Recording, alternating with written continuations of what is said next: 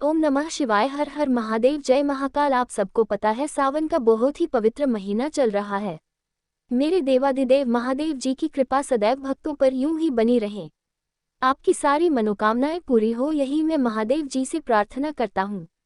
देखिए, कल है सावन की 10वीं तिथि। 10वीं तिथि का इतना ज्यादा प्रावधान माना गया है। महाराज गुरुदेव ने कई बार अपनी कथाओं में बताया है कि एकादशी से ज्यादा प्रधानता एक 10वीं तिथि की मानी जाती है। जो स्त्री नारी एकादशी का व्रत 10वीं तिथि से ही उसकी पूर्ण पालना के अनुसार करना स्टार्ट कर देती है तो उसकी एकादशी का व्रत का पुण्यफल उस जरूर प्राप्त होता है। साथ ही साथ 10वीं तिथि का इतना अचूक उपाय पूज्य गुरुजी ने अपनी कथाओं में बताया था कि मात्र आपको ये ओम जल वाला उपाय करना है। अगर महादेव जी आपकी सुन ही नहीं रहे हैं, आपने काफी सारे उपाय व्रत सब कुछ कर लिया, आपको लगता है महादेव को मेरी सुननी चाहिए, बहुत सारी कोशिशें कर ली, तो मात्र एक बार आपको 10वीं तिथि के दिन ये वाला उपाय करना होगा। ओम जल वाला उपाय, और देखिएगा आप जो मांगोगे वो सब कुछ मिलेगा। इतना अचूक उपाय है सावन की 10वीं तिथि का, तो जरूर कीजिएगा। ठीक है, पूज्य गुरुजी की कथा से सुनकर के और समझ करके पूरे उपाय को बड़े ही विस्तार से बताऊंगा, परंतु उससे पहले आप सबसे एक छोटी सी गुजारिश करूंगा कि जो लोग पहली बार आए हैं चैनल को सब्सक्राइब जरूर कीजिएगा और वीडियो को लाइक करके महादेव जी का कोई सा भी प्यारा नाम कमेंट बॉक्स में लिखना मत भूलिएगा। ठीक है, इस पूरे वीडियो के अंदर हम लोग 3 माह उपायों के बारे में बात करने वाले हैं जो कि आपकी अलग अलग मनोकामना पूर्ति के लिए सिद्ध होंगे। सबसे पहले बात करते हैं पहला वाला उपाय की। ठीक है, देखिए, पहला वाला उपाय है ना बहुत ही अचूक उपाय, एक सिर्फ और सिर्फ 10वीं तिथि के दिन ही किया जाता है और सावन मास की 10वीं तिथि है, मत चूक जाना, इसका पूर्ण फल आपको बहुत ही जल्दी प्राप्त होगा। ठीक है, देखिए, अगर आपकी कोई मनोकामना है महादेव जी आपकी सुन ही नहीं रहे हैं, काफी दिनों से आपके हृदय की बात हृदय तक ये पूरी हो ही नहीं रही है, चाहे कितनी भी बड़ी मनोकामना क्यों ना हो, तो एक बार इस उपाय को 10वीं तिथि के दिन करना। ठीक है ना, जो कि कल है, ध्यान से सुनना। आपको लेना क्या होगा, एक लोटा शुद्ध जल अपने घर का। ठीक है, लोटा लेना तांबे का, और जो जल भरना ना वो एकदम ताज़ा जल भरना अपने घर का। ठीक है, इसी के साथ लेनी होगी मात्र आपको एक बेलपत्र जो कहीं से भी खंडित ना हो। अगर ये ना मिले तो आपको शिवलिंग पर जो भी बेलपत्र समर्पित है उसे धो कर के काम में ले सकते हो। ठीक है, उसके बाद आपको लेना होगा थोड़ा सा शहद। गुरुदेव ने कोई संख्या फिक्स नहीं बताई, कितनी बूंदें हैं, मात्र थोड़ा सा शहद आपको लेना होगा, आधा चम्मच 1 चम्मच लेना। ठीक है, और इसी के साथ लेना होगा थोड़ा सा गंगाजल। ठीक है, अब ध्यान से सुनना, इस वाले उपाय को करने का एक नियम है, तरीका है, उसी तरीके से करना। क्योंकि अगर आपको लगता है कि महादेव नहीं सुन रहे हैं तो इस बार इस उपाय को इस तरीके से कीजिएगा।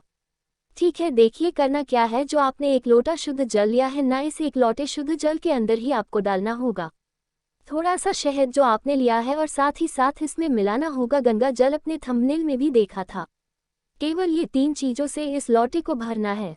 आपको जो एक बेलपत्र लिया है ना, उस एक बेलपत्र को आपको अलग ही रखना है, उसे इस लोट्स के अंदर नहीं डालना है, ये चीज ध्यान रखना। और उन्हें लेकर के आपको 10वीं तिथि के दिन चले जाना होगा आप मेरे देवाधिदेव महादेव जी के मंदिर शिवलिंग के पास। ठीक है, अब ध्यान से सुनना। उपाय करने का तरीका, आपको उत्तर दिशा यानी कि नॉर्थ डायरेक्शन की तरफ मुंह करके खड़े हो जाना है। गुरुदेव ने ये वाली बात बोली थी कि जितने भी शिवलिंग है इस पूरे भारत के अंदर कहीं पर भी है ना, एक जगह को छोड़कर के सभी की जलाधारी किस दिशा में रहती है, उत्तर दिशा में रहती है ना, केवल एक को छोड़ करके। ठीक है, बाकी जितनी भी शिवलिंग है सबकी जलाधारी उत्तर दिशा की तरफ होती है। ठीक है, तो आपको शिवलिंग के पीछे खड़े होना है, यानी कि दक्षिण दिशा में खड़े होना है। तो जिस तरफ में आप खड़े हो जाओगे तो आपका मुंह ऑटोमेटिक उत्तर दिशा में हो जाएगा। इस तरीके से आपको उपाय करना है। अब सबसे पहले आपने जो एक बेलपत्र लिया है, इस एक बेलपत्र को इस लोट से टच करवाना है।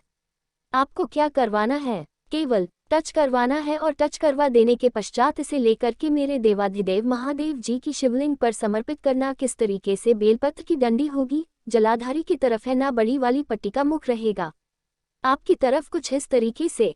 ठीक है, ओम नमः शिवाय, श्री शिवाय नमस्तुभ्यम का स्मरण करते हुए एक काम तो ये हो गया। अब जो आपने एक लोटा शुद्ध जल लिया है उसे चढ़ाने का क्रम ध्यान दीजिएगा। आप पीछे की तरफ खड़े होना, तो आपको सीधी धार जो है वो कहाँ पर लगानी है, शिवलिंग के ठीक ऊपर आपको वहां से धार स्टार्ट करनी है, और यहां से आपको धार लगाते हुए कहाँ तक लेकर के आनी है, माता अशोक सुंदरी के स्थान तक, ठीक है ना पीछे से, यानी कि उत्तर दिशा की तरफ मुंहपका हो जाएगा। और अब आपको 2 धार लगानी है। वो शिवलिंग से लेते हुए आधार लगाते हुए ओम नमः शिवाय मंत्र का स्मरण करते हुए वही धारा आपको अशोक सुंदरी मैया तक ले करके आना होगा।